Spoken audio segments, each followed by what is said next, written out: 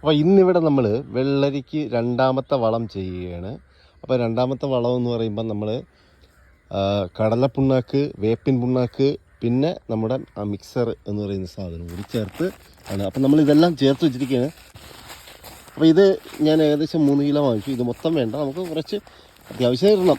അപ്പോൾ ഇതൊന്ന് നല്ല ഭംഗിയായിട്ട് മിക്സ് ചെയ്ത് ഇതിൻ്റെ ചുവട്ടിൽ ഇട്ട് കൊടുക്കണം. അപ്പോൾ ഇതിട്ട് ഒരു 5 ദിവസം കൂടി കഴിയുമ്പോൾ അടുത്ത് നമുക്ക് നല്ലൊരു വളം ചെയ്യണം. ആദ്യത്തെ വളം ഇട്ടതിൻ്റെ പരിണിത ഫലമായിട്ട് ഇതാ വള്ളിയൊക്കെ അത്യാവശ്യം കയറി വന്നു. ഇവിടെ ഒരു ചെറിയ ഈച്ച ഇരുന്നില്ലേ, അപ്പോൾ ഈ ഈച്ചയെ തുരത്താൻ നമുക്കൊരു മരുന്നടിക്കണം. ഇത് ഇല വെട്ടി നമുക്ക് ശകലം കൂടുതൽ വളം ഇട്ട് കൊടുക്കണം. അപ്പോൾ ശകലച്ച കൂടുതൽ ഇട്ട് കൊടുത്താൽ നമുക്ക് അതിന് കാരണം വേറൊന്നുമില്ല. നമ്മൾ മണ്ണ് കിളച്ച് ശരിയാക്കിയ സമയത്ത് ഇതിനടിയിൽ നമ്മൾ വേറൊരു വളവും ചെയ്തില്ല. അപ്പോൾ അതുകൊണ്ട് ശകലം കൂടുതൽ വളം ഇട്ട് കൊടുക്കണം. എങ്കിലേ ഇലയൊക്കെ നല്ല പുഷ്ടിപ്പെട്ട് 4 ചെടിയുണ്ട്.